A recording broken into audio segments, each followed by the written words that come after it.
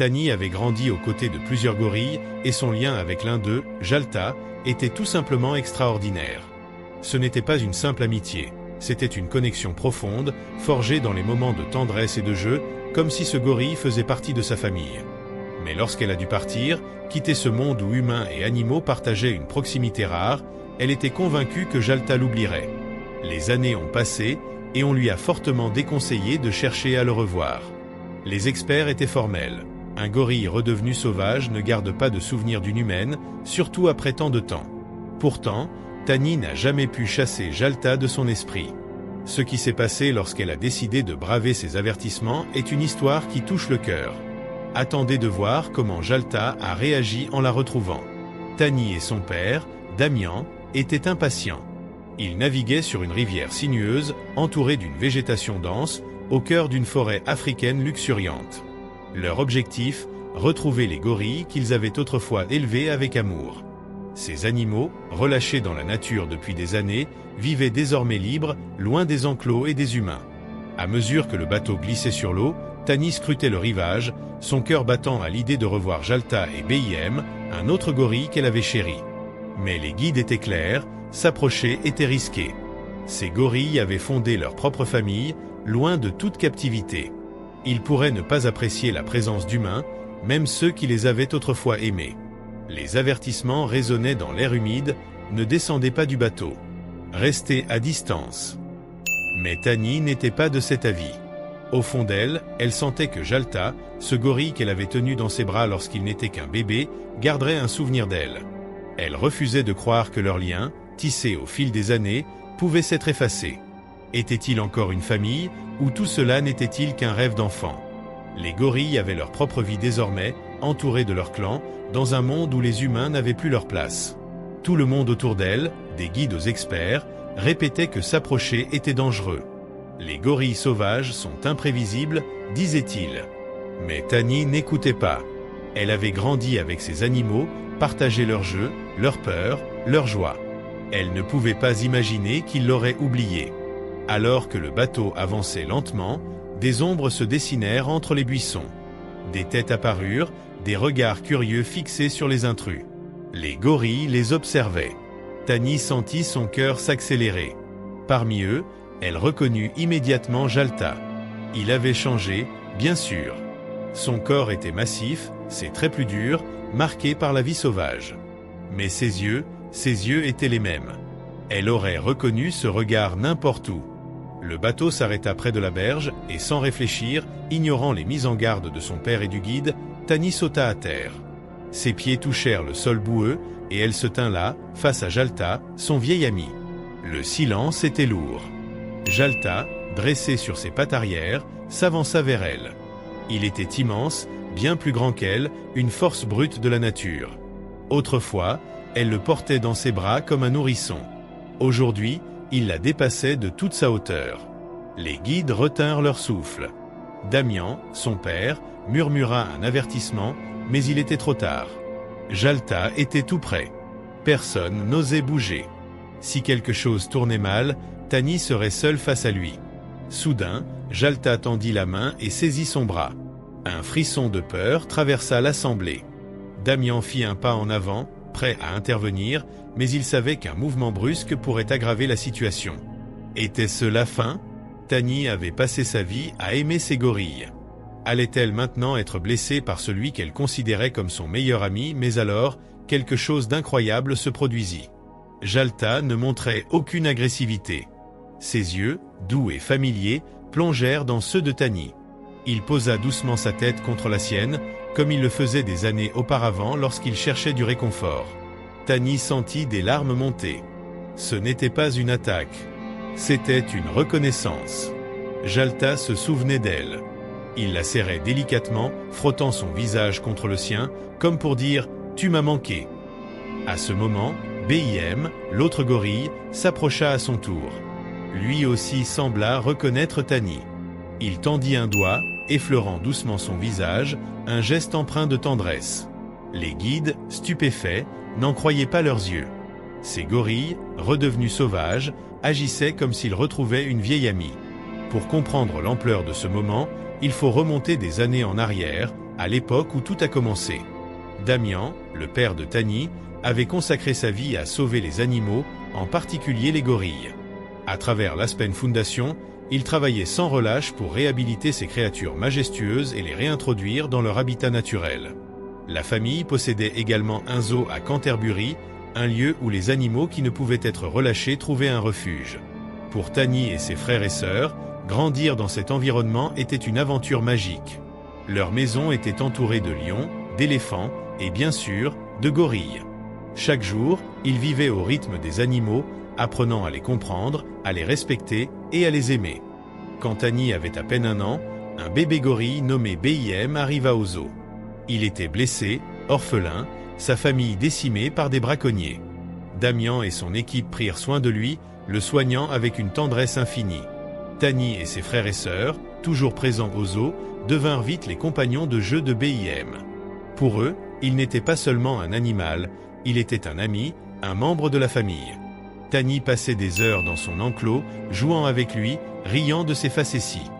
Bim, malgré son passé tragique, semblait trouver du réconfort auprès d'eux. Mais l'arrivée d'un autre gorille allait changer la vie de Tani à jamais. Un jour, Damian rentra de l'école avec une surprise pour Tani. À la maison, un nouveau bébé gorille les attendait. Jalta était minuscule, fragile, un orphelin dont la mère avait été tuée. Incapable de survivre seul dans la nature, il avait besoin d'amour et d'attention. Tani, bien que jeune, se sentit immédiatement investie d'une mission. Elle devint la grande sœur de Jalta, le nourrissant, le réconfortant lorsqu'il avait peur, l'aidant à grandir. Elle le tenait dans ses bras, lui murmurait des mots doux, veillait à ce qu'il se sente en sécurité. Les gorilles sont des animaux sociaux, et Jalta trouva en Tani une famille de substitution. Leur lien devint indéfectible, un mélange d'amour et de confiance qui transcendait les espèces. Mais Jalta grandissait vite, bien plus vite qu'un enfant humain. Bientôt, il devint trop grand pour vivre à la maison. Un gorille, même aimé, n'est pas un animal domestique. Il fut transféré au zoo, où Bim l'attendait. L'introduction entre les deux gorilles fut prudente. Bim, plus âgé et plus robuste, aurait pu rejeter le nouveau venu. Mais à travers une grille, ils firent connaissance, se touchant le visage, jouant doucement. À la surprise de tous, Bim se montra incroyablement doux. Les deux gorilles devinrent inséparables et Tani put bientôt les rejoindre dans leur enclos. Leur amitié à trois était un spectacle émouvant. Tani, Bim et Jalta, riant, jouant, comme une famille improbable mais unie. Pour Tani, entrer dans l'enclos des gorilles était aussi naturel que de jouer dans un jardin. Elle ne voyait aucun danger, seulement ses amis. Mais tout le monde ne partageait pas cet enthousiasme. Un jour, une équipe de photographes visita le zoo pour documenter le travail de la fondation. Ils furent fascinés par le lien entre Tani et les gorilles, mais les images qu'ils capturèrent déclenchèrent une tempête. Le public, choqué de voir une enfant interagir si librement avec des animaux sauvages, s'indigna. Les critiques fusèrent, c'était irresponsable, dangereux, inacceptable. Le zoo reçut un ultimatum, renforcer les mesures de sécurité ou fermer ses portes. Pour Tani, ce fut un choc. Du jour au lendemain, elle fut interdite d'entrer dans l'enclos de Jalta et Bim. Elle ne pouvait plus les toucher, seulement les observer à travers une vitre. Pour une enfant qui considérait ses gorilles comme ses meilleurs amis, c'était une déchirure. Les gorilles, eux, ne comprenaient pas. Chaque jour, Tani venait après l'école, s'asseyait près de la vitre, posait sa main contre le verre. De l'autre côté, Jalta faisait de même, posant sa main exactement au même endroit, gémissant doucement. Bim, lui, restait près de la vitre, les yeux tristes. Ce rituel, empreint de mélancolie, devint leur nouvelle façon d'être ensemble, séparés par une barrière infranchissable. Mais la séparation ne s'arrêtait pas là. L'objectif de l'Aspen Foundation avait toujours été de réintroduire les gorilles dans la nature. Jalta et Bim, désormais assez grands, furent entraînés pour survivre dans la jungle. Ce processus, bien que nécessaire, était douloureux pour Tani. Elle savait que leur place était dans la nature, mais l'idée de les perdre pour toujours lui brisait le cœur. Après des mois de préparation, le jour du départ arriva. Jalta et Bim furent transférés dans un sanctuaire au Gabon, un lieu où ils pourraient vivre libres tout en étant protégés. Tani eut la chance de les serrer dans ses bras une dernière fois avant leur voyage. Elle sentit leur cœur battre contre le sien, leur tête posée contre la sienne. Puis, elle les regarda être placés dans des cages pour le transport, le cœur lourd, sachant qu'elle ne les reverrait peut-être jamais. Les années passèrent. Damian reçut des nouvelles du sanctuaire, Jalta et Bim s'étaient adaptés à leur nouvelle vie. Ils avaient rejoint un groupe familial, vivaient comme de vrais gorilles sauvages, entourés d'autres de leur espèce. Ces nouvelles remplissaient Damian de fierté, mais pour Tani, elles ravivaient une nostalgie douce amère. Elle pensait souvent à eux, se demandant s'ils se souvenaient d'elle. Avec le temps, les rapports indiquaient que les gorilles étaient devenus méfiants envers les humains, refusant tout contact. On avertit Tani, chercher à les revoir serait une erreur. Ils étaient sauvages désormais, différents. Une rencontre pourrait détruire ses souvenirs, ou pire, être dangereuse. Mais tout changea lorsque Damian, affaibli par un problème de santé, décida de retourner en Afrique. Il voulait revoir les gorilles, s'assurer qu'ils allaient bien, et peut-être dire un dernier adieu à cet endroit qu'il aimait tant. Tani, désormais adulte et travaillant pour la fondation, insista pour l'accompagner. Elle ne pouvait pas laisser passer cette chance de revoir Jalta et Bim. Ses proches tentèrent de la dissuader. Cela faisait près de 20 ans. Les gorilles ne la reconnaîtraient pas. Elle risquait d'être déçue, de gâcher ses précieux souvenirs. Mais Tani était inflexible. Elle devait savoir. Elle devait voir de ses propres yeux ce qu'ils étaient devenus. Le voyage au Gabon fut long et ardu. Après un vol jusqu'à une ville reculée, ils durent emprunter un véhicule tout-terrain pour atteindre une base près de la forêt.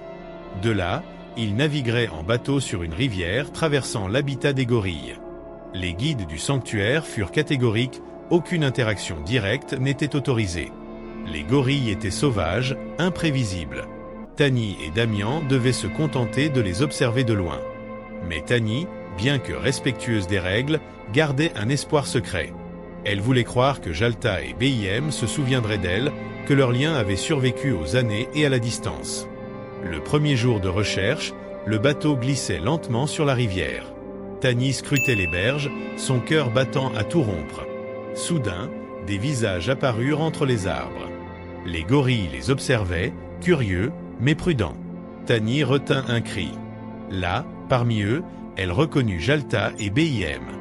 Ils avaient changé, leur corps musclé, leur regard plus sauvage, mais elle savait que c'était eux. Elle aurait pu pleurer de joie. Le bateau s'arrêta, et contre tous les avertissements, Tani descendit.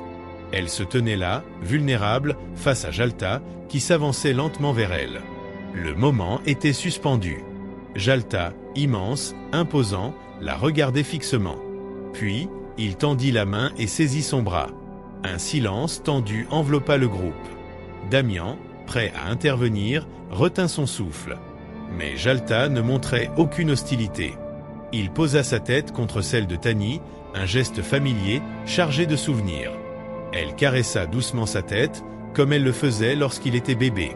Jalta frotta ses bras contre les siens, un signe de tendresse. Puis Bim s'approcha, effleurant son visage avec une délicatesse surprenante. Les guides, abasourdis, n'avaient jamais vu des gorilles sauvages agir ainsi avec un humain. Damian s'approcha à son tour, et les gorilles l'accueillirent avec enthousiasme.